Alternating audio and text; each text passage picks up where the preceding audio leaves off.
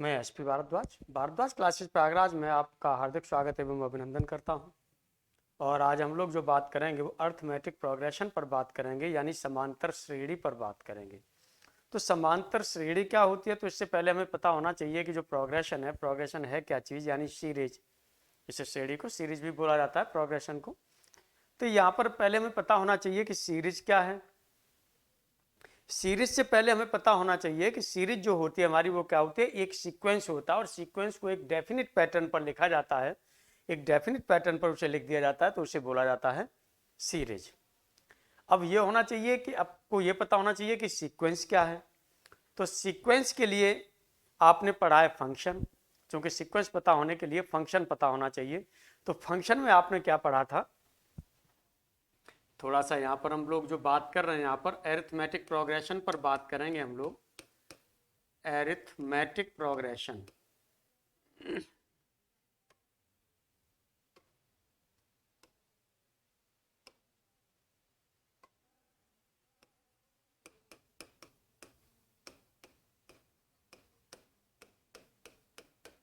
चलिए इसको हिंदी में बोला जाता है समांतर श्रेणी। इसे बोला जाता है समांतर श्रेणी। या तो समांतर श्रेणी लिख देते हैं, या समांतर श्रेणी ऐसे लिख देते हैं, या इसको श्रेणी इस तरह से भी लिख देते हैं। दोनों में से जो भी आपको लिखा मिल जाएगा वो एक ही बात है, समांतर श्रेणी या श्रेणी इस तरह से भी आपको लिखा मिल सकता है। तो हम यहाँ पर बात कर रहे थे आपसे फंक्शन के बारे में। फंक्शन के बारे में हम बात कर रहे थे। हमने कहा फंक्शन क्या है आपका। फंक्शन में हमने बताया था कि कोई भी फंक्शन होता है जो एक सेट से दूसरे सेट में डिफाइन होता है। एक रूल होता है, ये एक सेट से दूसरे सेट में डिफाइन होता है। तो इस सेट को जो बोलते थे आप बोलते थे डोमेन, और इस वाले सेट को बोलते थे कोडोमेन। कोडोमेन ये आप बोलते थे, ये हमने आप पढ़ा चुके हैं आपको। डोमेन को आप इस तरह से डिनोट कर देते थे, ये सेट ले लेते थे। कोडोमेन का सेट ऐसे ले लेते थे, ये सेट आपके पास ए था, ये सेट बी था, और यहां से यहां पर ये डिफाइन कर रहे थे आप फंक्शन को ऐसे। तो फंक्शन में आपका क्या था, जो डोमेन थी, यानी जो डोमेन थी ये भी रियल नंबर की थी, और कोडोमेन थी ये भी रियल नंबर की थी। ये आप देख रहे थे फंक्शन में।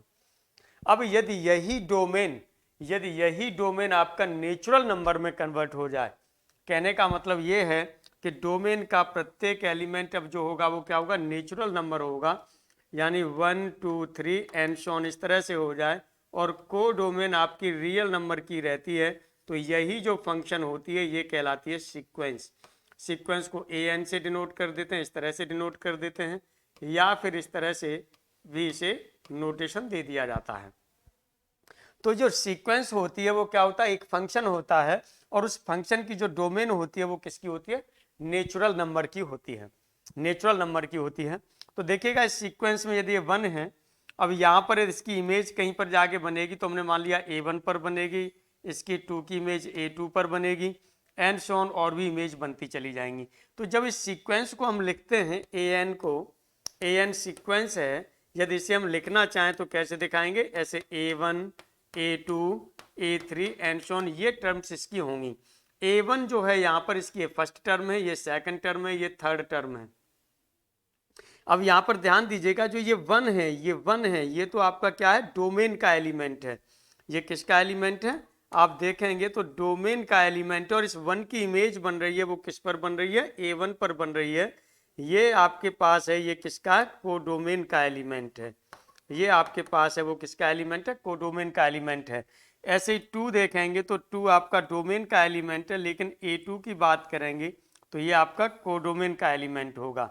ऐसे यहाँ पर 3 पर बात करें, 3 आपका डोमेन का एलिमेंट है, लेकिन A3 की हम बात करें तो ये आपका किसका एलिमेंट होगा, कोडोमेन का एलिमेंट होगा। इस तरह से आप समझ सकते हैं, है ना। इस तरह से भी आपने यहाँ पर समझ लिया, और इसको इस तरह से भी डिनोट कर दिया जाता है। तो कुल मिलाकर के जब सीक्वेंस लिखा जाता है तो ये टर्म्स लिखी जाती हैं। इसी तरह से जब इनको टर्म्स को एक विशेष पैटर्न पर लिख दिया जाता है, किसी रूल लगा करके, जैसे A1 plus A2 plus A3 ऐसे लगा दिया, या A1 minus A2 plus A3 minus ऐसे लगा लिया, या हो सकता है कि इन टर्म में कुछ रिलेशन हो, रिलेशन ऐसा हो सकता है कि A1 से ये कुछ ज़्यादा हो, इससे कुछ ज़्यादा ये हो, इससे कुछ ज़्यादा ये हो, कांस्टेंट वैल्यू ज़्यादा हो रही हो, है ना, इस तरह से भी हो सकता है। तो कुल मिलाकर के जब हम सीरीज पर बात करेंगे तो ये जो सीक्वेंस है इसको एक विशेष पैटर्न पर लिखा जाता है, तो इसी को क्या बोला जाता है, सीक्वेंस, सीरीज बोला जाता है। अब इसी सीरीज में जब हम बात करेंगे, या प्रोग्रेशन भी कह सकते हैं आप, जब हम सीरीज पर बात करेंगे तो सीरीज भी हमारी कई टाइप्स की होती है। जैसे आपने जब पढ़ेंगे एक इनफाइनाइट सीरीज पढ़ेंगे, फाइनाइट सीरीज पढ़ेंगे, इनफाइनाइट में भी अलग अलग होगा, कन्वर्जेंट डाइवर्जेंट पढ़ेंगे। लेकिन यहाँ पर हम लोग जो पढ़ने जा रहे हैं वो हम किसकी ओर बढ़ेंगे, अर्थमेटिक प्रोग्रेशन की ओर बढ़ेंगे, ज्योमेट्रिकल प्रोग्रेशन की ओर बढ़ेंगे और हार्मोनिक प्रोग्रेशन की ओर बढ़ेंगे।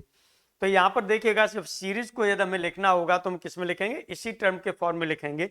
और जब सीरीज हमें लिखना है तो इसे हम लिखेंगे A1 की जगह T1 लिख दिया, T2 लिख दिया, T3 लिख दिया, एंड शोन। T1 यहाँ पर फर्स्ट टर्म होगा, T2 सेकंड टर्म होगा, T3 थर्ड टर्म होगा। इस तरह से आप इसे लिख सकते हैं। T1 इसे आप लिख सकते हैं, ये लिख सकते हैं आप, फर्स्ट टर्म है आपके पास, ये फर्स्ट टर्म ऑफ सीरीज, ये सीरीज की फर्स्ट टर्म होगी। इसी तरह से इसे जब लिखेंगे तो ये है आपके पास सेकंड टर्म ऑफ सीरीज, ये है आपके पास सेकंड टर्म ऑफ सीरीज। इस तरह से इसे सेकंड टर्म से डिनोट कर सकते हैं। ये आपके पास है थर्ड टर्म, ये आपके पास थर्ड टर्म ऑफ सीरीज। इसी तरह से और भी टर्म्स को लिखा जा सकता है सीरीज की को। लेकिन चूंकि अभी हम सीरीज के बारे में उतना नहीं जानना चाह रहे हैं, हम जानना चाह रहे हैं जो बढ़ रहे हैं आगे अर्थमेटिक प्रोग्रेशन की ओर बढ़ रहे हैं, तो पहले हमें ये पता होना चाहिए कि अर्थमेटिक प्रोग्रेशन क्या होता है। अर्थमेटिक प्रोग्रेशन, जैसे ये आपके पास सीरीज है, इस सीरीज के बाद में तो कुछ प्लस कर दिया जाए, इसमें कुछ भी जोड़ दिया जाए और ये मिल जाए। जो यहाँ जोड़ा था हमने कांस्टेंट वैल्यू जोड़ रहे हैं, वही कांस्टेंट वैल्यू यदि T2 में दूसरे में जोड़ देंगे तो तीसरा मिल जाएगा, तीसरे में जोड़ देंगे तो चौथा मिल जाएगा, चौथे में जोड़ देंगे तो पांचवा मिल जाएगा। टर्म ऐसे टर्म आपको मिलती चली जाएंगी। तो इस तरह की जो प्रोग्रेशन होगी इसको कहा जाएगा अरिथमेटिक प्रोग्रेशन, यानी समांतर श्रेणी। तो इस तरह से अरिथमेटिकल प्रोग्रेशन की यदि आप डेफिनेशन लिखना चाहें तो आप डेफिनेशन लिखेंगे। अरिथमेटिकल प्रोग्रेशन की आप डेफिनेशन लिखना चाहें तो आप डेफिनेशन लिख लीजिए इसका। ये क्या होगा, यहाँ पर हेडिंग आप डालेंगे अरिथमेटिकल प्रोग्रेशन, इसे AP भी बोलते हैं हम लोग,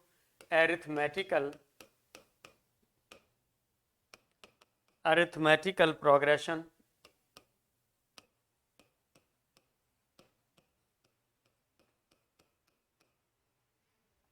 इसे शॉर्ट में आप जो बोल देते हैं वो क्या बोल देते हैं, AP बोल देते हैं। इसमें हमने बताया था कि जो ये हमारे पास कोई सीरीज होती है और इस सीरीज में जो कुछ क्वांटिटीज होती हैं, जो भी क्वांटिटीज हैं आपके पास, जो टर्म्स थी, क्वांटिटीज मतलब वही टर्म्स थी, उन क्वांटिटीज में कोई कांस्टेंट वैल्यू या तो इंक्रीज करती चली जाए या डिक्रीज करती चली जाए। तो इस तरह की जो सीरीज हमको मिलती है वो बोली जाती है अरिथमेटिक प्रोग्रेशन। तो चलिए यहाँ पर आप क्या लिखेंगे, अरिथमेटिक प्रोग्रेशन में आप लिखेंगे इफ सर्टेन क्वांटिटीज, यहाँ पर ले लिया आपने इफ सर्टेन क्वांटिटीज, कुछ आपके पास सर्टेन क्वांटिटीज हैं। चलिए, और ये क्या होती हैं क्वांटिटीज, ये क्या होती हैं आपकी, या तो डिक्रीज होती है या इंक्रीज होती हैं, वो भी किसके द्वारा, एक कांस्टेंट वैल्यू होती है उससे। तो इंक्रीज और डिक्रीज, इंक्रीज या तो इंक्रीज होंगी, ये इंक्रीज और डिक्रीज, इंक्रीज और डिक्रीज, इंक्रीज होगी या डिक्रीज होगी किसके द्वारा, by the same constant, by the same constant, same constant के द्वारा ये क्या होती है, इंक्रीज होती हैं या डिक्रीज होती हैं, by the same constant. Then such quantities form, then such quantities,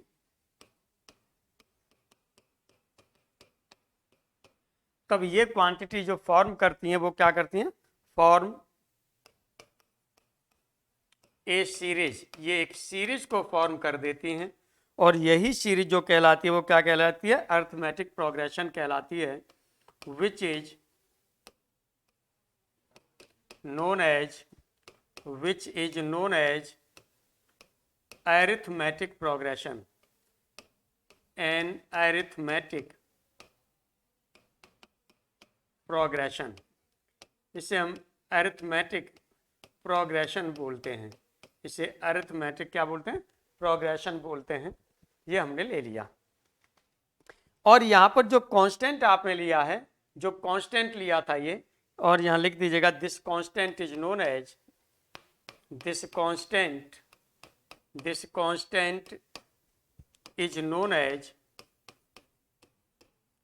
is known as common difference, यानी इसे बोला जाता है सर्वानुपात, डिफरेंस, इसे बोला जाता है सर्वानुपात, या इसे हम क्या बोल देते हैं, वो सॉरी सर्वानुपात तो हम उसमें बोलेंगे, जीपी में बोलेंगे सर्वांतर या सार्वंतर या सार्वांतर, ये कुछ भी चीज लिखा मिल जाएगा, सबका मतलब आपका क्या होगा, एक ही होगा। चलिए यहाँ पर हम लोग लेना चाहें तो यहाँ पर ले सकते हैं। एग्जाम्पल ग्रेशिया हमने ले लिया। एग्जाम्पल ग्रेशिया में हमने रखा कि एक आपके पास, जैसे ये आपने ले लिया 1 ले लिया, 4 ले लिया, 7 ले लिया, 10 ले लिया एंड सो ऑन। अब इसमें आप देख रहे हैं कि पहली टर्म आपके पास कौन सी है, पहली टर्म आपके पास 1 है, इस 1 में 3 ऐड किया है, 3 ऐड किया है तो आपके पास कितना हो गया, 4 हो गया। 4 में 3 ऐड कर दिया तब आपके पास 7 हो गया, 7 में 3 ऐड कर दिया 10 हो गया एंड सो ऑन। इस तरह से ऐड करते चले जाते हैं तो हमें ये सीरीज मिलती है, यानी प्रोग्रेशन मिलती है। तो यही जो प्रोग्रेशन कहलाती है, देखिए कांस्टेंट आपका यहाँ पर क्या है, सेम कांस्टेंट है, ये इंक्रीज हो रहा है, सेम कांस्टेंट है आपके पास। तो ये जो प्रोग्रेशन होगी, ये कौन सी प्रोग्रेशन होगी, एपी होगी। ये कौन सी प्रोग्रेशन होगी, एपी होगी। तो चलिए इस तरह से इसे हम एपी लिखते हैं। और जो यहाँ पर 3 है इसे क्या बोला जाता है, कॉमन डिफरेंस बोला जाता है, इसे बोला जाता है कॉमन डिफरेंस। तो यहाँ पर ध्यान दीजिएगा, यहाँ पर आपके पास है ये कॉमन डिफरेंस है, इसे हिंदी में बोल देते हैं सर्वांतर, सर्वांतर बोल देते हैं, या इसको कहीं कहीं आपको जो लिखा मिल जाता है ये सार्वांतर भी लिखा मिल जाता है, या आपको ये सार्वंतर भी लिखा मिल जाता है, सार्वंतर लिखा मिल जाता है, या और जो आपको लिखा मिल जाता है ये सार्वांतर, सार्वांतर ये भी आपको लिखा मिल जाता है, एक ही बात है। और इसे जब हम डिनोट करते हैं तो इसे किससे डिनोट करते हैं, इसे डिनोट करते हैं, इसे हम डी से डिनोट करते हैं, और इक्वल टू जो इसकी वैल्यू हो जाएगी वो कितनी हो जाएगी, 3 हो जाएगी। चलिए तो आपने फर्स्ट एग्जाम्पल ले लिया, एक एग्जाम्पल और ले लें हम, यहाँ पर एक सीरीज और ले लेते हैं। सीरीज हमने ले ली, ये ले ली, 9 ले लिया, 6 ले लिया, 3 ले लिया एंड सो ऑन, इस तरह से ले लेते हैं। तो यहाँ पर देखेंगे 9 में से यदि हम 3 सब्ट्रैक्ट किया है तो 6 आ रहा है, और 6 में से 3 सब्ट्रैक्ट कर दिया तो 3 आ रहा है, इसमें सब्ट्रैक्ट करेंगे 0 आएगा एंड सो ऑन, और आगे बढ़ता चला जाएगा। तो यहाँ पर जो कॉमन डिफरेंस डी होगा वो कितना हो जाएगा, -3 हो जाएगा। यहाँ पर देखिएगा फर्स्ट टर्म इसकी क्या होगी, 1 होगी, इस वाली सीरीज में सेकंड टर्म 4 होगी। यहाँ पर फर्स्ट टर्म आपके पास 9 है, सेकंड टर्म 6 है, थर्ड टर्म 3 होगी। इस तरह से आपके पास ये टर्म्स और बनती चली जाएंगी। यदि इसे हम जनरली डिनोट करना चाहें तो यहाँ हमने डी से तो इसे डिनोट किया ही है, फर्स्ट टर्म हम क्या मान लें, ए से डिनोट कर दें, जनरली ए को, यानी फर्स्ट टर्म को ए से डिनोट कर दें तो सेकंड टर्म क्या होगा, ए प्लस डी हो जाएगा। थर्ड टर्म में ए प्लस डी में फिर डी जोड़ेंगे, ए प्लस 2डी हो जाएगा। इस तरह से आपको पता चलती चली जाएंगी। आइए यहां पर हम लोग बात करते हैं इन जनरल।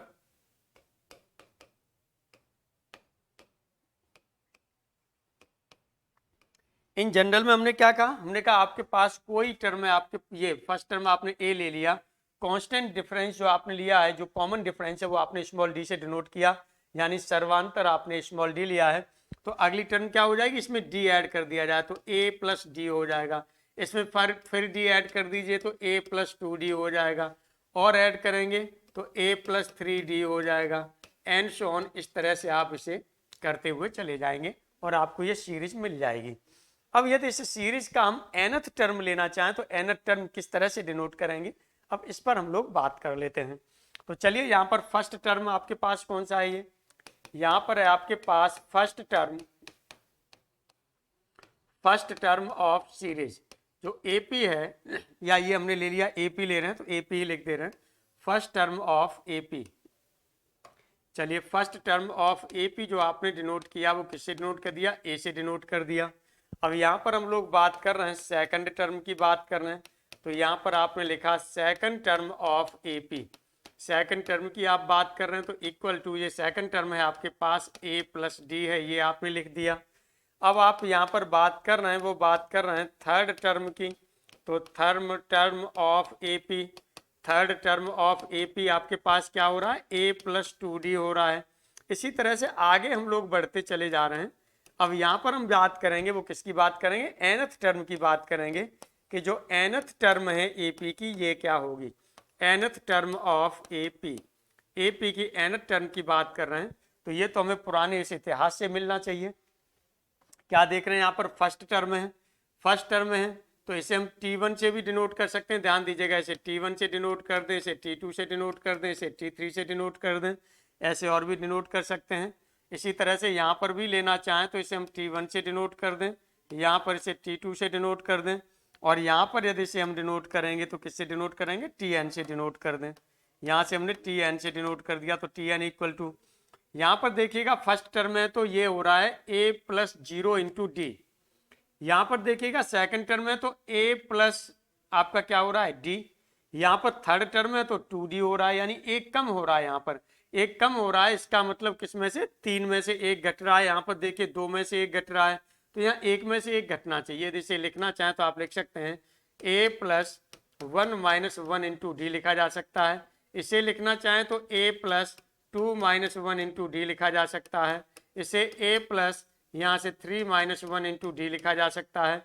अब एन सो ऑन, यदि हम nth टर्म पर आते हैं तो ये कितना हो जाएगा, a हमारा सभी में वैसा का वैसा ही आ रहा था, प्लस अब देखिएगा पहला था फर्स्ट टर्म था तो 1 माइनस 1 था, सेकंड टर्म में 2 माइनस 1 था, थर्ड टर्म में 3 माइनस 1 था, तो nth टर्म में हो जाएगा n माइनस 1 और इंटू डी। इस तरह से ये आपके पास nth टर्म आपको पता चल गया कि किसी भी अर्थमेटिकल प्रोग्रेशन का जो nth टर्म होता है वो क्या होता है, Tn इक्वल टू ये होता है आपके पास a और n minus a plus n minus 1 into D, ये होता है। अभी हम इसके क्वेश्चंस पर भी, एग्जांपल्स पर भी बात कर लेंगे, थोड़ा सा इसका और थ्योरी को हम लोग आगे बढ़ा लेते हैं। अब यहाँ पर हम लोग लेंगे, वो क्या लेंगे, इनके n टर्म्स हैं। यदि कोई हमें AP दे दिया है और इसके n टर्म्स का इस सम की हम लोग बात करना चाहें तब किस तरह से करेंगे, ये हम लोगों को निकालना है, यानी sum of n terms of AP की बात हम लोग करेंगे। तो चलिए यहाँ पर हम लोग ले लेते हैं सम ऑफ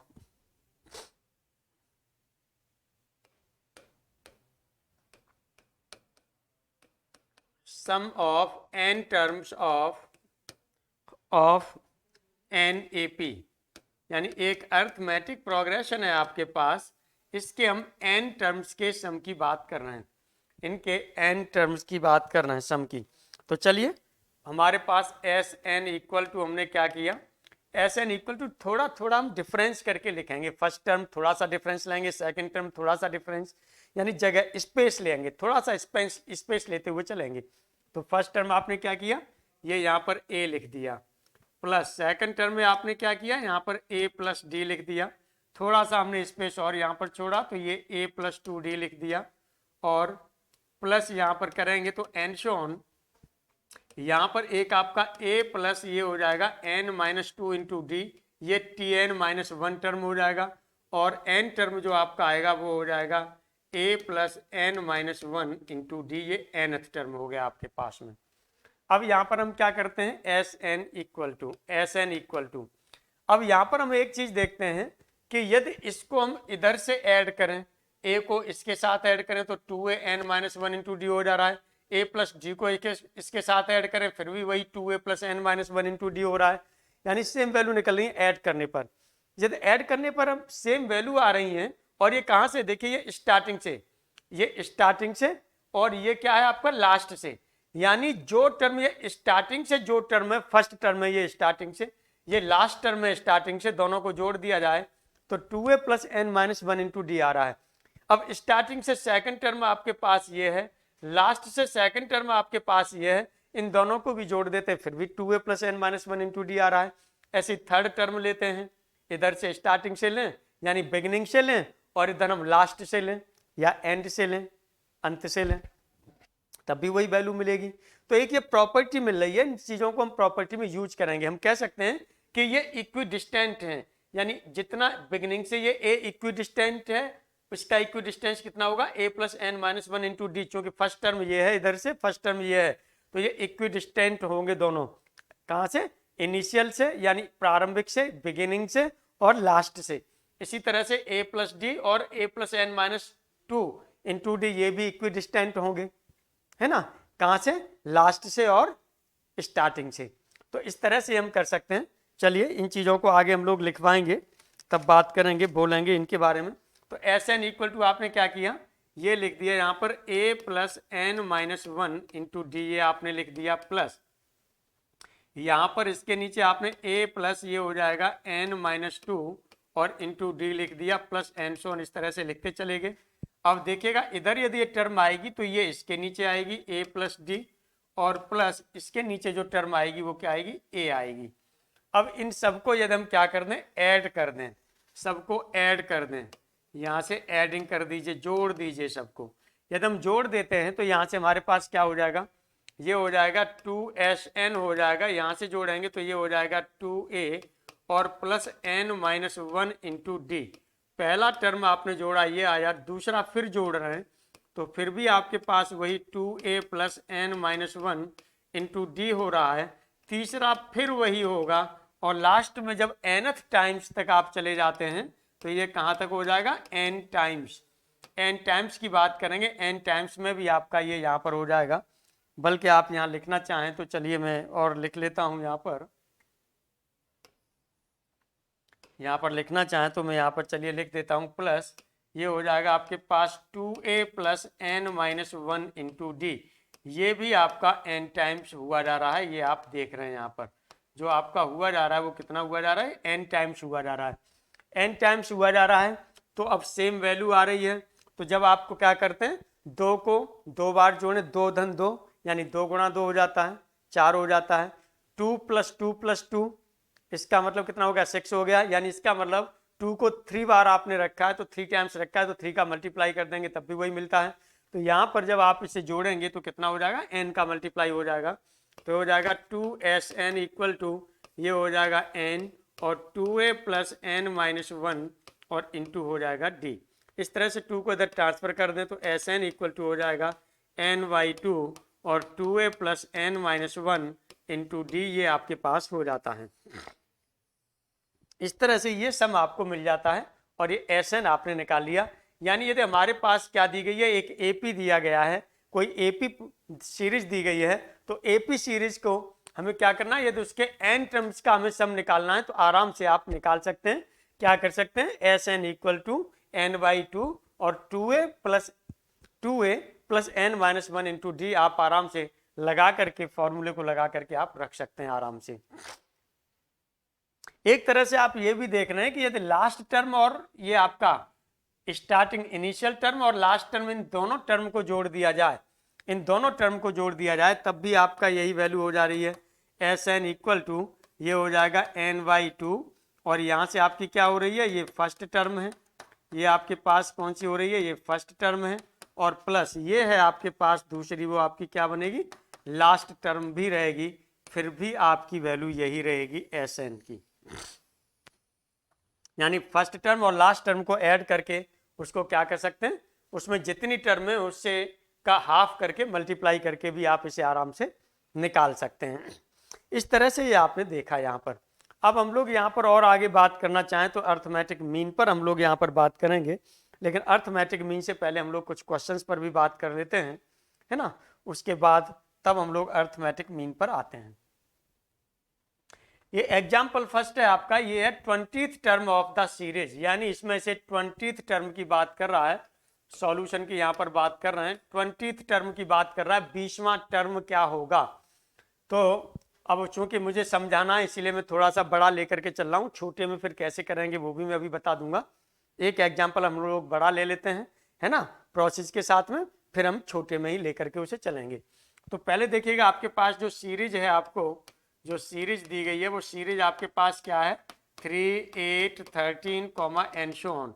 अब वो कह रहा है 20th टर्म की बात कर रहा है, तो यानी n इक्वल टू क्या हो गया 20 हो गया।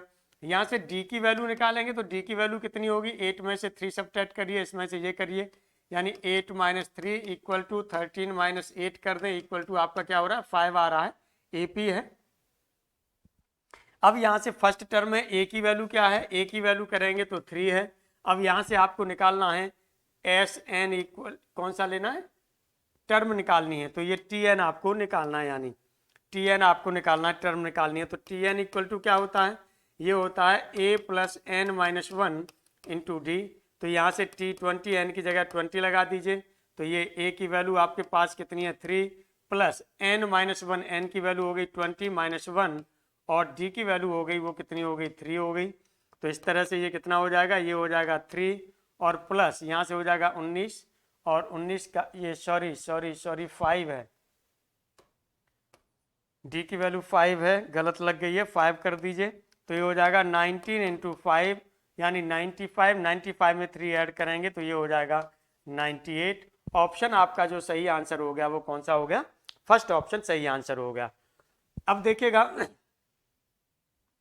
जब इसे आपको एग्जामिनेशन हॉल में करना होगा तब आप क्या प्रोसेस अपनाएंगे, क्योंकि यहाँ तो थोड़ा सा बड़ा हो रहा है। एग्जामिनेशन हॉल में जब आपको करना होगा तो आपको क्या प्रोसेस अपनाना है, एग्जामिनेशन हॉल में करना है तब क्या प्रोसेस अपनाना है, यहीं से सीधा सा T20 की बात कर रहा है 20 निकालना है, तो ए पहला टर्म आपको क्या दे दिया 3 दे दिया प्लस 20 माइनस 1 तो ये हो जाएगा 19, 20 माइनस 1 19 हो जाएगा। डी यहाँ से अंतर देख रहे हैं 5 हो रहा है, लगा दीजिएगा तो ये हो जाएगा 98 और इस तरह से ऑप्शन जो आपका सही हो जाएगा वो फर्स्ट ऑप्शन सही आंसर हो जाएगा। इस तरह से ये फर्स्ट आपका आंसर था उसमें सही था। सेकंड अब हम लोग यहाँ पर बात कर रहे हैं, ये इस पर भी सॉल्यूशन की बात कर रहे हैं। यहाँ पर हम क्या ले रहे हैं, यहाँ पर sum of first 20 terms of AP, इन्हीं पर रिलेटेड और भी एग्जाम्पल आगे आएंगे तो उन पर हम लोग बात करेंगे, ठीक है। उन्हें आप अपने आप ही सॉल्व कर भी सकते हैं, नहीं तो यहाँ पर मैं करा दूंगा उनको। और एपी का सॉल्यूशन भी आप लोगों के पास संभवतः पहुँच गया होगा, नहीं पहुँचा होगा तो आज पहुँच जाएगा। अब देखिएगा ये जो एपी के हम बात कर रहे हैं वो किसकी बात करेंगे, क्वेश्चन शीट की बात कर रहा हूँ। क्वेश्चन शीट का एग्जाम्पल पहुँच जाएगा, उसे सॉल्व करिएगा, हिंट ले लीजिएगा, फिर उसके बाद में किसी में प्रॉब्लम आती है तो मुझे बताइएगा, है ना, उसको फिर क्लियर कर दिया जाएगा, ठीक है। व्हाट्सएप के माध्यम से बताना है ना, ऐप की चैट पर मैं न तो जाता हूँ न देख पाता हूँ, वो समस्याएं रहती हैं। आप व्हाट्सएप के माध्यम से मुझे इन्फॉर्म करिएगा कोई प्रॉब्लम होती है तो, ठीक है। चलिए अब यहाँ पर हम लोग बात कर रहे हैं sum of first 20 terms AP. अब इसमें यदि हमें लास्ट टर्म दी होती तो हम फट से 20/2 करके फर्स्ट और लास्ट टर्म जोड़ करके आराम से निकाल देते, लेकिन लास्ट टर्म दी नहीं है तो इसका मतलब हमें उसी प्रोसेस से निकालना पड़ेगा। तो यहाँ पर हम क्या हो जाएगा S20 इक्वल टू क्या हो जाएगा n/2 यानी 20/2 हो गया, 2 इंटू ए की जगह पर आपका कितना हो गया 3 हो गया, और प्लस होता है n-1 यानी 20 माइनस 1 और जो d की वैल्यू है वो कितनी है 5 है, ये 5 लगा दिया, ये हो जाएगा यहाँ से 10 हो गया, और ये वैल्यू जो यहाँ पर होगी ये 6 हो जाएगा, और ये आपका जो हो रहा है वो कितना होगा 98, ये हो जाएगा 101, और इस तरह से ये हो जाएगा 10 और 10। ऑप्शन आपका सही हो गया, वो कौन सा सही ऑप्शन सही है, सेकंड ऑप्शन सही आंसर आपका हो गया। वैसे यहाँ पर भी आप ज़्यादा टाइम ले रहे हैं, और भी यदि एग्जामिनेशन की दृष्टि से यदि आप बात करेंगे, एग्जाम की दृष्टि से बात करेंगे तो 20 टर्म्स की बात कर रहा है तो सीधा सा इसका हाफ कर दीजिए, और यहाँ पर क्या हो जाएगा, यहाँ पर आपका ये 6 हो रहा है प्लस अब कितना 20 टर्म की बात कर रहा था, 20 में से 1 जाएगा तो 19 का 5 से मल्टीप्लाई करेंगे 95, और इस तरह से देखेंगे ये आपका 101 हो जाएगा, तो ये हो जाएगा 10 और आंसर आपका जो होगा वो कौन सा सही होगा, सेकंड ऑप्शन सही होगा। क्योंकि एग्जामिनेशन हॉल में हमें टाइम सेव करना है, उस हिसाब से जितनी हम शॉर्ट कैलकुलेशन कर सकते हैं उतनी हमें कैलकुलेशन शॉर्ट कर लेनी है। और आपके पास कुछ ट्रिक्स होंगी, भाई अब इसमें कौन सी ट्रिक लगाई जाए, यहाँ पर कैलकुलेशन ही शॉर्ट उसकी हुई जा रही है तो हमें इसकी ट्रिक की जरूरत ही नहीं है, क्योंकि जो ट्रिक होती है वो भी क्या करती है, कैलकुलेशन को शॉर्ट करने का काम करती है। तो जहाँ सेल्फ ही जो है आपका वो हो रही है तो वहाँ पे ट्रिक की जरूरत नहीं है, ट्रिक की वहाँ जरूरत रहती है जहाँ पर आपकी वो सॉल्व ना हो। अब यहाँ पर देखिएगा sum of 12th arithmetic means, arithmetic means पर हम लोग बात कर रहे हैं। तो चलिए देखिएगा, पहले हम लोग बात करेंगे अर्थमेटिक मीन आपका क्या होता है। चलिए अर्थमेटिक मीन,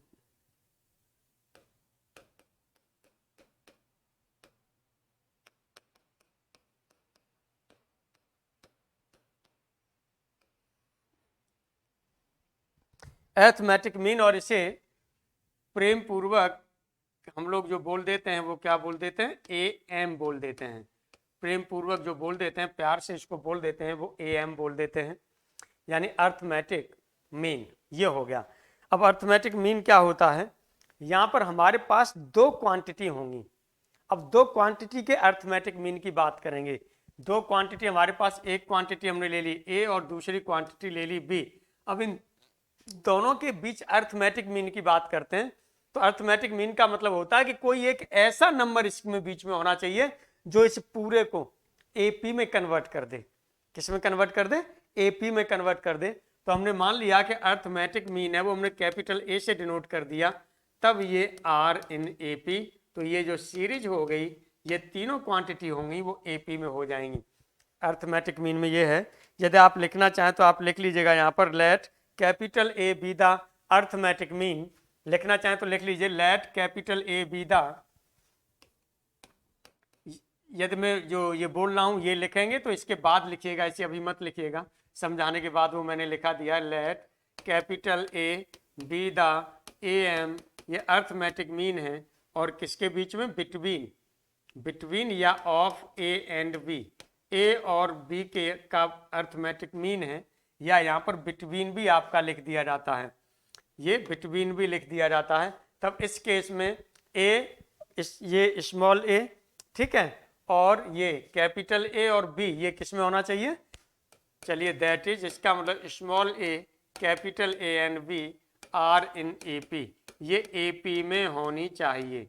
ये आपको ध्यान रखना है, एपी में लेंगे तो इसका मतलब इस कैपिटल ए में से यदि ए को सब्ट्रैक्ट करेंगे तो ये इक्वल होना चाहिए कैपिटल बी में से ए को सब्ट्रैक्ट करने पर, क्योंकि डी की वैल्यू आपकी यही होती है। दिस इंप्लाइज, यहाँ से बात करें तो इस ए को इधर ट्रांसफर कर लाएं तो ये पॉजिटिव हो जाएगा, 2a इक्वल टू हो जाएगा a प्लस बी। इस तरह से a की बात करेंगे तो ये हो जाएगा a प्लस बी बाई 2। इस तरह से आप देखेंगे जो अर्थमेटिक मीन होता है आपका, यदि दो क्वांटिटी के बीच का अर्थमेटिक मीन होता है वो क्या होता है, दोनों के सम का हाफ होता है, half of the sum of both. दोनों के सम का क्या होता है, हाफ होता है। ये आपको ध्यान में रखना है। अब यहाँ पर हम लोग जो बात करते हैं वो किसकी बात करेंगे, एन, यहाँ पर हम एन अर्थमेटिक मीन्स की बात करेंगे। यदि ये तो हमने एक लिया था, अब यहाँ पर हम ले रहे हैं an arithmetic means, arithmetic means ये ले रहे हैं between A and B, A और बी के बीच एन अरिथमेटिक मीन्स हम लोग ले रहे हैं। तो चलिए इस पर भी हम लोग बात कर लेते हैं, क्या होगा। अब हमने बताया कि ए और बी के बीच में आपने एक नंबर ए ले लिया, दूसरी क्वांटिटी बी ले लिया, अब इसके बीच में एन अरिथमेटिक मीन होने चाहिए, यानी नंबर ऑफ जो ए एम है वो कितने, एन है। तो और फिर ये सब किस में हो जाएंगे, एपी में हो जाएंगे। एपी में हो जाएंगे तो एपी में नंबर ऑफ टर्म्स कितनी हो जाएंगी, एन प्लस 2, चूंकि एन तो अरिथमेटिक मीन हो गए, दो टर्म ये और हो जाएंगी तो n प्लस 2 हो जाएंगी। फर्स्ट टर्म क्या होगी, a होगी, लास्ट टर्म क्या होगी, b होगी। तो चलिए यहाँ पर अर्थमेटिक मीन n हमने लगा दिया, तो a1 a2 N so on, और ये हमने लगा दिया an। ये अब ये किस में होंगे, r इन AP, ये आपके होने चाहिए, वो अर्थमेटिक प्रोग्रेशन में होना चाहिए। अब यहाँ पर क्या हो जाएगा, यहाँ से हम जानते हैं कि जो tn प्लस 2 की वैल्यू है वो किसकी वैल्यू है, ये b है। tn प्लस 2 की जो वैल्यू है वो क्या है, यहाँ पर b है। आपने ये ऐसा लग रहा है जैसे 6 आपने लिख दिया हो, चलिए b में कन्वर्ट कर दिया, ये है। अब यहाँ से tn प्लस 2 यदि इसे हम लिखना चाहें तो ये हो जाएगा a प्लस n की जगह n प्लस 2 है तो n प्लस 2 माइनस 1 और इंटू डी और इक्वल टू आपका हो जाएगा b।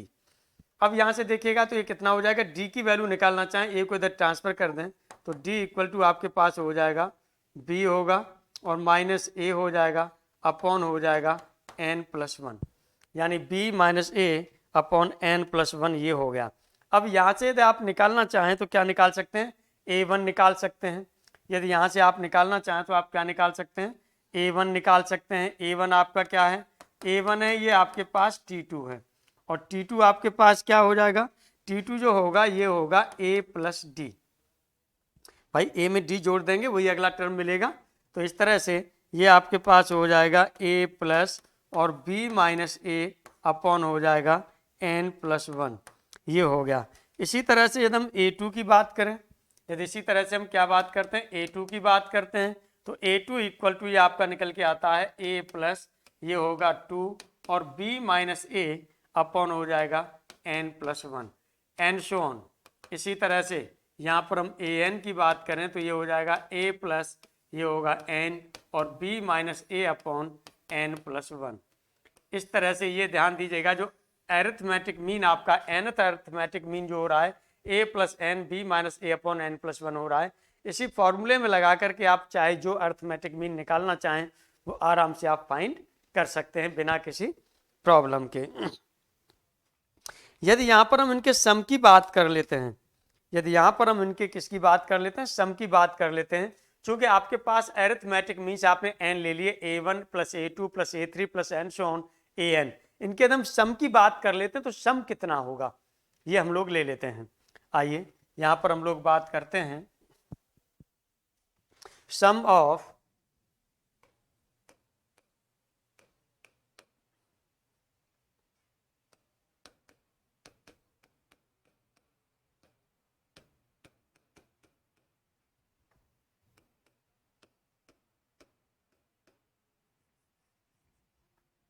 Some of n arithmetic means की बात कर रहे हैं, और किसके बीच में ले रहे हैं, चाहे तो आप a और b ले लीजिए, है ना। ये सम की जो बात कर रहे हैं मीन्स हैं, और ये किसके बीच में है, जो बिटवीन है आपके पास a एंड b, a और b के बीच में है, इनके सम की हम बात करेंगे यहाँ पर। तो चलिए यहाँ पर इसका मतलब आपके पास क्या हो जाएगा, ये होगा a1 + a2 + and so on, और ये हो जाएगा आपके पास an। तो a1 आपके पास क्या था, क्योंकि हम जानते हैं कि सब आपके AP में है, AP में है, और ये टर्म कितनी हो रही है, n हो रही है, तो ये हो जाएगा n/2 और ये हो जाएगा a1 + an। भाई ये सम आपका हो रहा है, n टर्म्स का सम है, AP में होंगे, सब AP में होंगे, ये आप जान ही रहे हैं। या आप लिखना चाहें तो यहाँ लिख दीजिएगा सम ऑफ AP है, ये आपके पास क्या है, सम ऑफ AP है, यानी कोई अरिथमेटिक प्रोग्रेशन है उसके सम की बात कर रहे हैं, तो first term plus last term और इसमें जो नंबर ऑफ टर्म्स होते हैं उनका हाफ करके मल्टीप्लाई कर देते हैं, ये हो गया। चलिए तो यहाँ पर वैल्यू लगा दीजिए। यहाँ पर वैल्यू की बात करेंगे तो यहाँ पर आपका देखिएगा ये कितना है, ये n/2 हो जाएगा, ये यहाँ पर आपका हो जाएगा n/2 हो जाएगा। एक 1 की वैल्यू बात करेंगे तो a + d हो जाएगा, प्लस an की बात करेंगे, लास्ट b था तो b में से d घटा देंगे तो इससे पहले वाली टर्म आपको मिल जाएगी। तो इस तरह से आप देखेंगे ये हो जाएगा n/2 और a + b, d से d कैंसिल हो जाएगा। इस तरह से आप देखेंगे तो ये लिख सकते हैं n और इंटू a + b/2, यानी a b का जो आपका अरिथमेटिक मीन होता है उसी मीन में हम n से मल्टीप्लाई कर दें तो भी आपको ये पता चल जाता है कि टोटल का सम। तो इस तरह से ये हो जाएगा n इंटू, और ये है आपके पास अरिथमेटिक मीन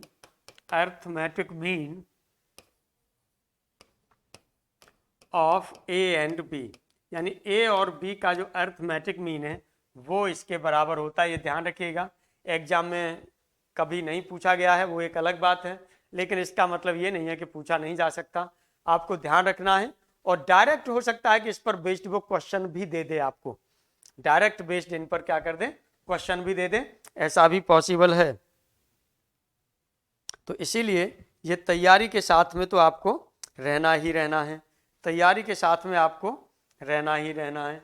चलिए यहाँ पर अब हम लोग जो बात करते हैं वो आगे एग्जाम्पल पर बात करते हैं, और ये एग्जाम्पल है आपका sum of 12th arithmetic means between 2 and 48। 12 की बात कर रहा है, सॉल्यूशन n की वैल्यू कितनी दे दी, 12 दे दी, तो आराम से निकाल सकते हैं 12 का हाफ कितना हो जाएगा, 6 हो जाएगा, मल्टीप्लाई, अब क्या करते हैं 6 में इन दोनों को आप जोड़ देते हैं, जोड़ेंगे तो कितना हो जाएगा, 50 हो जाएगा, 50 होगा, इसका मतलब हो जाएगा 300। कौन सा आपका ऑप्शन सही है, थर्ड ऑप्शन सही है। इस तरह से आपने देखा जो ऑप्शन सही है वो थर्ड ऑप्शन सही है। ये तो हमने अपने एग्जामिनेशन हाल के हिसाब से ले लिया है, ये एग्जाम के हिसाब से ले लिया है।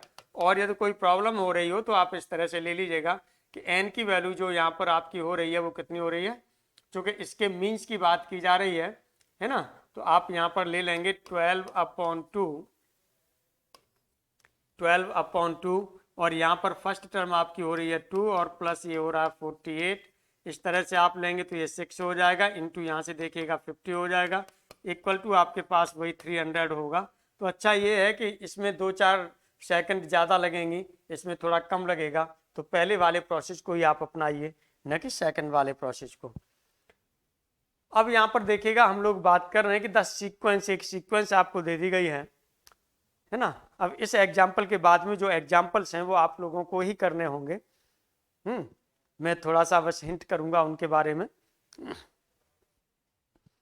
यहाँ पर देखिएगा सॉल्यूशन की हम लोग यहाँ पर बात कर रहे हैं और यहाँ पर आपसे कहा गया है द सीक्वेंस an। हमने बताया था कि जो सीरीज होती है वो क्या होती है, एक सीक्वेंस ही होती है। अब an आपको दे दिया और an इक्वल टू जो दिया है वो क्या दिया है, 2n² + 1 दे दिया। अब हमें यहाँ पर क्या निकालना है, इसकी देखिएगा कुछ प्रॉपर्टीज पर भी बात होगी। प्रॉपर्टीज में मैं बताऊंगा आपको जो प्रॉपर्टीज होगी, क्योंकि जो लीनियर इक्वेशन होती है डी की वैल्यू लीनियर इक्वेशन के फॉर्म में आती है डिफरेंस, है ना। तो वो डिफरेंस हमने कहा है कांस्टेंट होना चाहिए, यदि लीनियर इक्वेशन के फॉर्म में आता है तो फिर वो एपी को शो नहीं करेगा, एपी को शो नहीं करेगा। आगे चल करके चलिए उसको भी मैं बताऊंगा।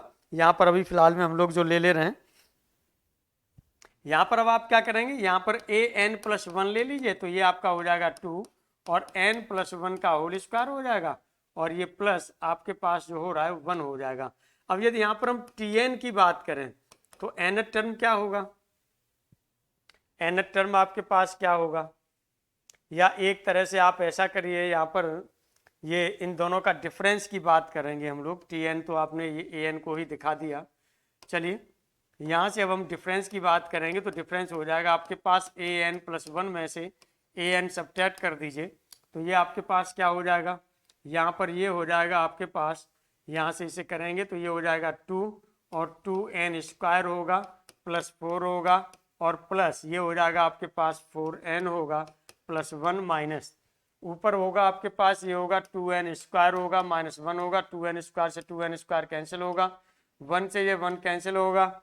इस तरह से d की वैल्यू हो रही है ये 4 और n+1 हो रही है। ये जो डिपेंडिंग है ये किस पर है, ये depending on n, depending on n है। लेकिन हमने कहा था जो डिफरेंस होना चाहिए वो कैसा होना चाहिए, कांस्टेंट होना चाहिए। लेकिन ये डिफरेंस n पर डिपेंड कर रहा है, इसका मतलब ये AP नहीं होगी। इसका मतलब क्या होगा, जो ये सीक्वेंस दिया गया है जो फॉर्म करेगा वो नॉट AP, जो सीक्वेंस एक जो सीरीज फॉर्म करेगी वो AP नहीं होगा। इसका मतलब आपके पास कौन सा ऑप्शन सही है, ये सेकंड ऑप्शन आपके पास सही आंसर है। अब देखिएगा यहाँ पर हम लोग और एग्जाम्पल्स की ओर भी आगे बढ़ते हैं, और एग्जाम्पल्स की ओर भी हम लोग आगे बढ़ते हैं। The sum of the 14th arithmetic means between 2 and 48।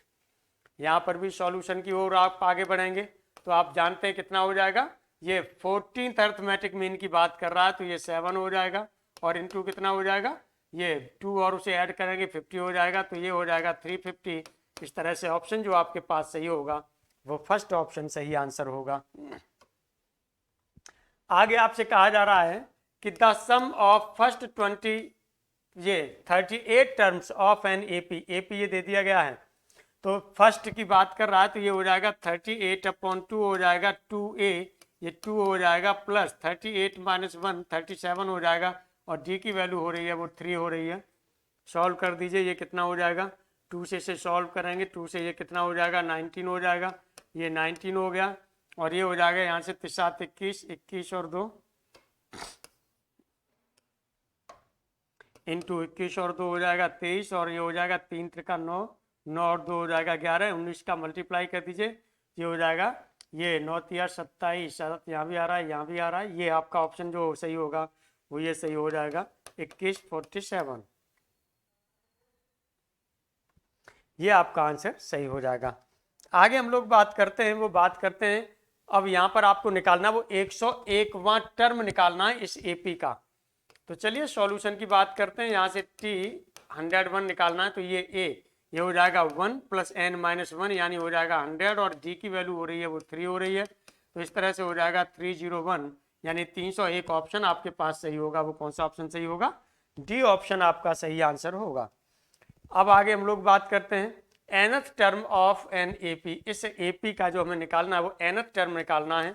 तो सॉल्यूशन की बात करेंगे, टी एन इक्वल टू क्या होगा, ए की जगह पर आपका हो गया 9 + n, तो ये हो जाएगा n-1, और डी की वैल्यू हो रही है वो 6 में से इसे आप सब्ट्रैक्ट करेंगे तो इंटू -3 हो रही है। इस तरह से आप देखेंगे तो ये हो जाएगा n, और ये होगा -3n, और ये हो जाएगा +3। इस तरह से आप यहाँ से देखेंगे तो ये आपके पास कितना हो जाएगा, ये यहाँ से आप ले लेंगे, ये हो जाएगा 12 और -3n। यदि आप चाहें तो यहाँ से 3 आपका बाहर हो जाएगा, और ये ऑप्शन आपका जो सही होगा वो कौन सा होगा, सेकंड ऑप्शन इस तरह से सही आंसर हो जाएगा, 4 - n हो जाएगा, यानी 3 4 - n, ये आपका सही आंसर हो जाएगा। अब यहाँ पर हम लोग जो बात करेंगे वो कुछ नोट में बात करेंगे, और इन नोट को आप समझने का प्रयास करेंगे। नोट वैसे हमने आप सभी लोगों के पास भेज भी दिए हैं, ठीक है, और जिन लोगों को नहीं मिले हैं वो हमें इन्फॉर्म करेंगे, जिन लोगों को नहीं मिले हैं वो इन्फॉर्म करेंगे। नोट में अभी थोड़ी देर पहले हमने आपसे कहा था, एक इक्विडिस्टेंट को लेकर के बात की थी, उसको भी हम लोग करेंगे। चलिए पहले नोट में हम लोग यहाँ पर बात कर लेते हैं।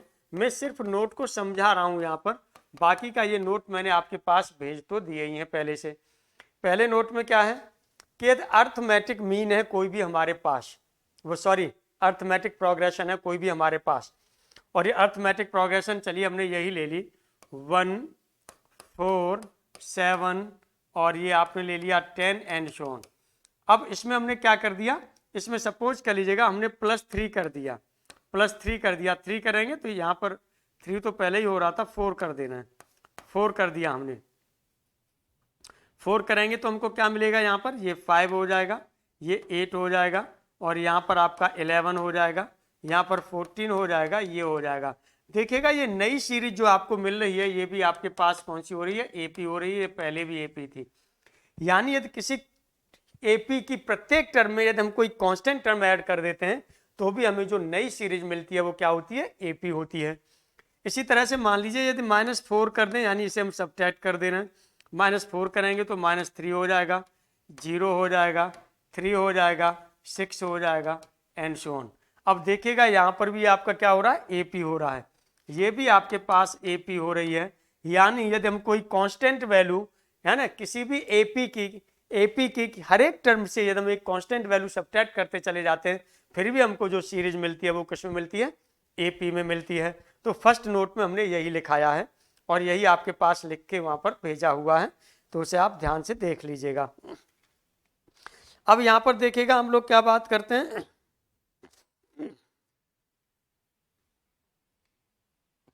सेकंड। अब हम लोग यहाँ पर जो बात करते हैं वो सेकंड में ये लेंगे कि यदि ऑड टर्म्स और इवन टर्म्स यदि हमको लेनी है तो हम किस तरह से लेंगे, ऑड टर्म्स और इवन टर्म्स यदि हम लोगों को लेनी है तो वो किस तरह से लेंगे, इस पर अब हम लोग बात करेंगे। सेकंड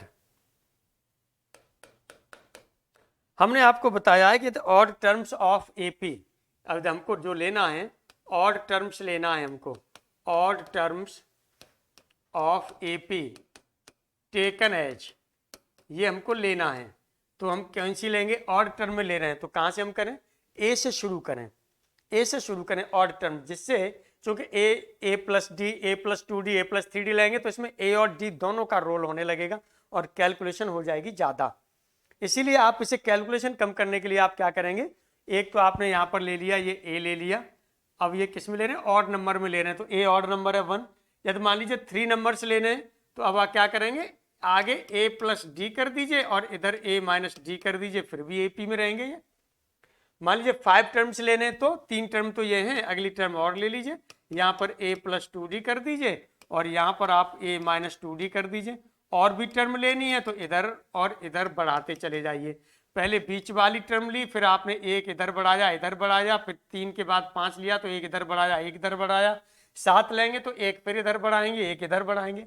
इस तरह से आप इन टर्म्स को लेते हुए चले जाएंगे। यदि यही इवन नंबर में आपको मिल जाता है तब आप क्या करेंगे? यदि यही आपको इवन नंबर में मिल जाता है तब आप क्या करेंगे? चलिए तो इवन नंबर के लिए भी देख लेते हैं। अब यहाँ पर इवन टर्म्स हैं आपके पास, even terms of AP taken एच। यदि हमको इवन नंबर में लेना है तो अब देखिए ए लेंगे तो a plus d a minus d ऐसे चलेगा तो दिक्कत होगी फिर, इसीलिए हम क्या करते हैं यहाँ पर एक बीच वाली ए वाली, ये बीच वाला यदि हम इसमें से हटा दें तो हमें इधर और इधर ये टर्म मिलती है तो ये एक माइनस डी मिलेगी और ए प्लस डी हो जाएगी। ये दो टर्म बीच में ले लीजिए, क्योंकि आपके यदि सम संख्या में सम नंबर टर्म होंगी तो इस तरह से आएंगी, बीच में दो टर्म आएंगी। तो एक, अब इनमें देखिएगा डिफरेंस कितना हो रहा है, 2D का डिफरेंस हो रहा है। यदि हमें 4 लेनी है तो एक इसमें 2D जोड़ दीजिए, इसमें से 2D घटा के इधर लिख दीजिए, इधर लिखेंगे तो 2D जोड़ेंगे तो ये हो जाएगा a प्लस 3D हो जाएगा। 2D जोड़ेंगे, इधर लेंगे तो 2D घटाएंगे a में से, तो a माइनस डी में से 2D घटा दीजिए तो a माइनस 3D हो जाएगा। अब यदि आपको 6 लेनी है तो ये हो जाएगा a प्लस 5D हो जाएगा, इधर लेंगे तो a माइनस 5D हो जाएगा। और भी यदि ज़्यादा लेनी है तो एंड शोन इधर और एंड शोन इधर हम आराम से बढ़ सकते हैं। इस तरह से आप ये ले सकते हैं। अब यहाँ पर जो हम लोग बात करेंगे वो कुछ प्रॉपर्टीज पर बात करेंगे और कुछ नोट पर बात करेंगे।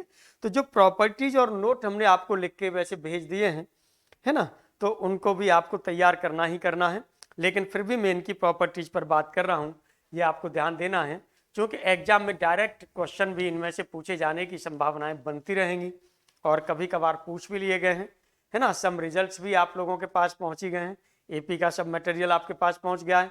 अच्छे से क्वेश्चन सॉल्व करिए, क्वेश्चन सॉल्व करने के बाद कोई प्रॉब्लम आती है तो मुझे व्हाट्सएप के माध्यम से आप इन्फॉर्म करिएगा, तो जो नेक्स्ट लेक्चर जो भी होगा उसमें उन चीज़ों को इन्वॉल्व हम लोग कर लेंगे, ठीक है।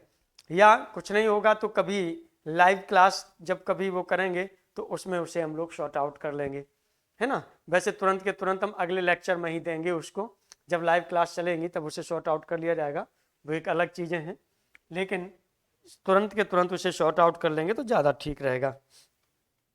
चलिए यहाँ पर हम लोग बात करते हैं और ये बात करते हैं प्रॉपर्टीज ऑफ एपी। यहाँ पर हम लोग जो बात करते हैं वो प्रॉपर्टीज ऑफ एपी पर बात करते हैं। तो देखिए प्रॉपर्टीज ऑफ एपी के बारे में हमने आपको बताया था इक्विडिस्टेंट को लेकर के, हमने बताया था आपको इक्विडिस्टेंट को लेकर के हमने आपको बताया था। तो देखिएगा इन एपी नंबर फर्स्ट, तो मैंने बताया था सम बताया था ना, योग प्रारंभिक से और लास्ट से, है ना। तो पहले में आप वही चीज यहां पर लिखेंगे, द सम किसका होगा, या in an AP the sum of terms equidistant from beginning and last, ये होगा, ये is constant and equal to the किसके बराबर होता है, फर्स्ट एंड सेकंड के उसके बराबर। जैसे एग्जाम्पल हम लोग यहाँ पर ले लेते हैं, ये हमने ले लिया, चलिए 1 ले लिया, 4 ले लिया, 7 ले लिया, 10 ले लिया, 13 ले लिया, और यहाँ पर आपने ले लिया वो 16 ले लिया, 19 ले लिया, एंड सो ऑन, इस तरह से लिखते चले गए। और ले लीजिए यहाँ पर हम चलिए 3 और ऐड कर देंगे, 22 हो जाएगा, 25 हो जाएगा, और ये आपने 28 ले लिया, और चलिए 31 ले लिया, और भी लिख सकते हैं। अब आपसे ये कहा जा रहा है, या लास्ट टर्म हमने यहीं पर मान ली है, चलिए लास्ट टर्म हमने यहीं पर ले ली, यहाँ से समझने में थोड़ी सी आसानी भी हो जाएगी। ये आपके पास एपी है, ये आपके पास है वो क्या है, एपी है। अब आपसे कहा जा रहा है कि इनिशियल और लास्ट से इक्विडिस्टेंट की बात कर रहे हैं, तो कोई भी यदि हमने टर्म ले ली, सपोज कर लीजिएगा हमने ये ले लिया 13 ले लिया, अब 13 से इधर देखेंगे तो ये हो रहा है, और 13 से आगे आने वाली इक्विडिस्टेंस 13 से 1 पर ये है और 1 पर ये है।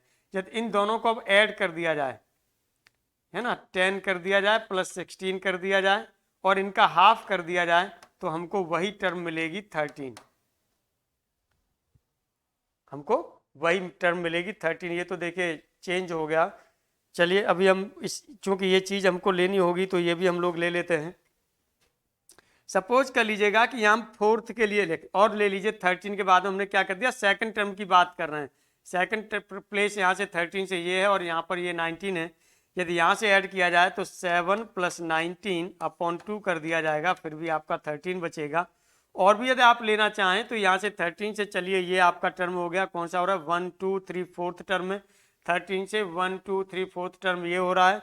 तो यहाँ से भी आप लेंगे तो ये हो जाएगा 1 + 25 अपॉन 2 करेंगे, फिर भी 13 होगा। सपोज कर लीजिएगा 4 के लिए हम लिखते हैं, 1 के लिए तो कुछ हो नहीं सकता, 4 के लिए हो सकता है। 4 के लिए आपका क्या होगा, 1 हो गया प्लस 7 हो गया, इसका हाफ कर दिया तो आपका क्या बचेगा, 4 बचेगा, है ना। देखिएगा वही बीच वाली टर्म आ रही है, ये ले लिया आपने। इसी चीज़ को सेकंड उसमें लिखेंगे। फर्स्ट में जो हम लोग और ले रहे थे वो क्या ले रहे थे, ये कह रहे थे कि फर्स्ट और लास्ट टर्म, यानी यहाँ से कोई भी टर्म आप ले लें, सम ऑफ इक्विडिस्टेंट टर्म आप ले रहे हैं। जैसे 13 से हमने क्या लिया, फर्स्ट ये 16 ले, ये 10 ले लिया और 16 ले लिया, 10 ले लिया प्लस 16 ले लिया, कितना हो गया, ये देखिए 26 हो गया। ये कहा जा रहा है ये किसके बराबर होगा,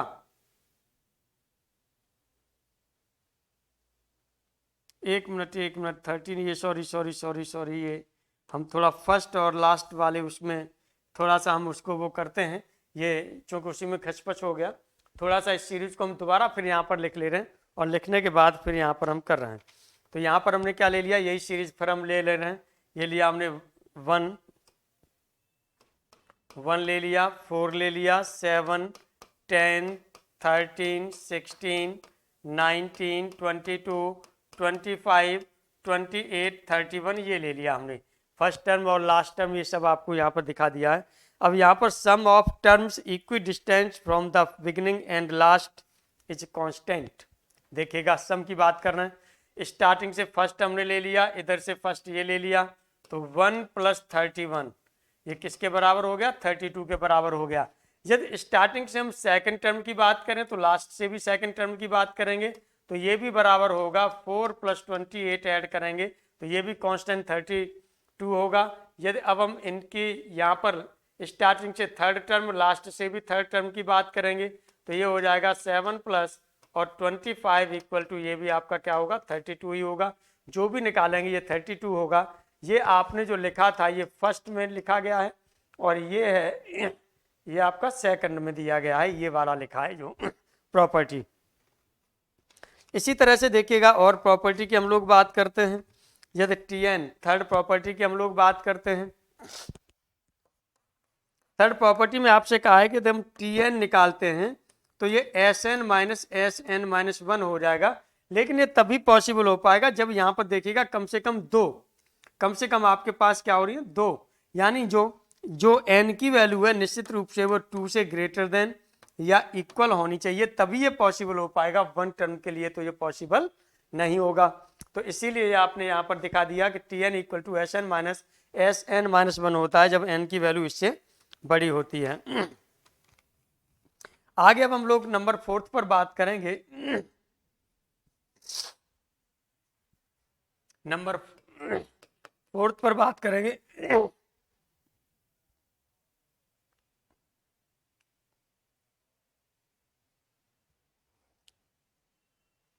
कि हमारे पास 2 AP ले ली और दोनों AP को या तो हम जोड़ दें करस्पॉन्डिंग को या चाहे घटा दें। जैसे चलिए एक ये ले लिया आपने ले लिया यहाँ पर 3 ले ली, 5 ले ली, 7 ले ली, यहाँ पर आपने 9 ले लिया, एंड सो ऑन ये ले लिया। दूसरी AP आपने जो ले ली वो यहाँ पर चलिए हमने ले ली, ये दूसरी AP हमने ले ली, यहाँ पर चलिए हमने ले ली 53 ले ली और इसके बाद में 50 ले ली, 47 ले लिया, एंड सो ऑन इस तरह से लेते चले गए। अब ये कहा जा रहा है कि यदि इनका सम कर दिया जाए, इनका सम कर दिया जाए, सम करेंगे करस्पॉन्डिंग पहली टर्म में पहली टर्म जोड़नी है तो ये 56 हो जाएगा, सेकंड टर्म में सेकंड टर्म जोड़नी है 55 हो जाएगा, थर्ड टर्म में थर्ड जोड़ेंगे तो 54 हो जाएगा, एंड सो ऑन। ये भी आपको जो मिल रही है वो क्या मिल रही है, AP मिल रही है। ये भी आपको मिल रही है वो क्या मिल रही है, AP मिल रही है। ये ध्यान दीजिएगा। इसी तरह से यदि इसे यहाँ से हम सब्ट्रैक्ट कर दें, सब्ट्रैक्ट का मतलब डिफरेंस की बात कर दें, यहाँ हमने सम किया था, यहाँ पर हम इसके डिफरेंस की बात कर दे रहे हैं। यदि यहाँ से डिफरेंस निकाला जाए तो चलिए इसमें से इसे ही हमने घटा दिया तो ये 50 हो गया, कॉमा इसमें से 5 घटाएंगे तो ये 45 हो जाएगा, और कॉमा यहाँ से इसमें से घटाएंगे तो ये हमारे पास 40 हो जाएगा, एंड सो ऑन ये मिलेगा। तो ये भी देख रहे हैं कि ये भी आपके पास जो सीरीज बन रही है वो क्या बन रही है, एपी बन रही है। तो अगले टर्म में यही है कि यदि यहाँ पर आपने sum and difference of corresponding terms of two APs forms, क्या फॉर्म करती हैं, फॉर्म सीरीज एपी, यानी एपी ही सीरीज फॉर्म करेगी जो आप यहां पर देख रहे हैं, ये आपने लिखा है। अगले नंबर में, फिफ्थ नंबर में ध्यान दीजिएगा, फिफ्थ नंबर में यदि आपसे कह दिया जाए कि T N equal to P N plus Q है, यानी ये लीनियर हो गया आपके पास, ये लीनियर एक्सप्रेशन है, ये आपके पास कैसा है, ये लीनियर एक्सप्रेशन है। ध्यान दीजिएगा, लीनियर एक्सप्रेशन इन एन, यदि एन में लीनियर एक्सप्रेशन है nth टर्म का तो ये एपी ही फॉर्म करेगा, ये फॉर्म क्या करेगा, एपी ही फॉर्म करेगा। ये आपको ध्यान रखना है, कहीं से भी निकालेंगे तब भी यही एपी आएगा, और ये ध्यान रखेंगे तो तुरंत टिक करके आप आगे बढ़ जाएंगे, इसीलिए आपको ध्यान रखना है। अगला नंबर फिर हम लोग यहाँ पर बात करते हैं, जैसे निकालना चाहें तो आप निकाल सकते हैं, n इक्वल टू 1 निकालेंगे तो फर्स्ट टर्म आपको मिलेगा, है ना, तो ये हो जाएगा आपके पास p प्लस क्यू हो जाएगा। n इक्वल टू 2 लेंगे तो सेकंड टर्म मिलेगा, ये हो जाएगा, ये हो जाएगा 2p प्लस क्यू हो जाएगा, और भी निकाल सकते हैं, है ना, और भी निकाल सकते हैं, वो अलग चीज़ है। अब यहीं पर हम लोग जो 6 नंबर, अगला नंबर लेते हैं 6 नंबर, ध्यान दीजिएगा यहाँ पर एस एन दिया जा रहा है, यानी n टर्म्स का सम दे दिया गया है, और ये क्वाड्रेटिक इक्वेशन की बात करेगा, यहाँ पर a n square plus b n plus c इस तरह से दे दिया है, यानी ये क्वाड्रेटिक फंक्शन है आपके पास, क्वाड्रेटिक फंक्शन है ये आपके पास, और ये किस में है, इन एन में। तो ध्यान दीजिएगा ये क्वाड्रेटिक फंक्शन इन एन में है, तो ये भी जो सीरीज होती है ये भी आपकी क्या होती है, एपी होती है, ये भी सीरीज होगी, ये एपी होगी। डायरेक्ट आप इसे लिख सकते हैं, निकालेंगे तब भी एपी ही आएगी, है ना, क्योंकि इसे सॉल्व करेंगे, एन की वैल्यू निकालेंगे, कितनी सीरीज होंगी, क्या होंगी, तब जा करके वही एपी आएगी। अब इसमें से कुछ चीजें आपको और ध्यान रखना है, यहाँ से आप लोगों को कुछ चीजें और ध्यान रखना है कि जो डी की वैल्यू होती है, जो यहीं से जो डी की वैल्यू यहाँ पर होती है, ये इसी में एस एन वाले ही में ले रहे हैं, जो डी की वैल्यू होती है डी इक्वल टू ये होता है 2a, इसका मतलब 2 इंटू, और ये है जो कोफिशियंट है आपका, और ऑफ किसका, ये एन स्क्वायर का कोफिशियंट है, ये ध्यान रखना है। अब टी एन की बात यदि यहाँ पर हम करेंगे तो इसे एस एन माइनस 1 कर देंगे, है ना, तो ये n हो जाएगा, n की जगह पर यहाँ पर n-1 लगा देंगे तो tn पता चल जाएगा, Sn-1 लगा देंगे तो tn पता चल जाएगा, tn आएगा वो लीनियर आएगा, ये ध्यान रखना है। अगले नंबर पर हम लोग बात करते हैं 7th नंबर पर, अगले नंबर पर हम लोग जो बात करते हैं वो 7th नंबर पर, और ये 7th नंबर में आपका क्या हो जाएगा, ये 7th नंबर पर हम लोग बात करते हैं, ये आपका होता है T am from beginning, from beginning, यानी स्टार्टिंग से जो आपका टी एम है, जो mth टर्म है, वही जो है लास्ट से कौन सा टर्म होगा, ये होगा equal to T N minus M plus 1th term होगा लास्ट से। फ्रॉम कहाँ से होगा, ये लास्ट से, लास्ट से ये टर्म होगा, ये ध्यान रखना है, n माइनस एम प्लस 1। इसी तरह से यदि हम एंड से बात करें कि यहीं पर यदि हम लोग ले लेते हैं T am from beginning, beginning लिया, एंड ले लें यहाँ से लास्ट से, तो ये हो जाएगा T N minus M plus 1, और ये हो जाएगा आपका फ्रॉम बिगनिंग, यानी स्टार्टिंग से हो जाएगा ये फ्रॉम बिगनिंग, ये आप ले सकते हैं, ये आप नोट को ध्यान में रखिएगा, इसकी प्रॉपर्टीज होती हैं। इसी के बाद में यहाँ पर जो नोट हैं, हमने कुछ नोट आप लोगों को भी लिख के भेज दिए हैं, उन नोट पर भी आप लोग ध्यान देंगे अच्छे से, जिससे कि कोई वहाँ पर प्रॉब्लम क्रिएट न हो। कायदे से सब चीज़ों को तैयार करना है अच्छे तरीके से। चलिए आज की क्लास यहीं पर हम लोग ऑफ करते हैं, और इसी तरह से जो एपी का हमारा ये सेशन है वो आपका क्या होता है, खत्म होता है। नेक्स्ट हम लोग फिर बात करेंगे और वो बात करेंगे जीपी पर। Thank you very much.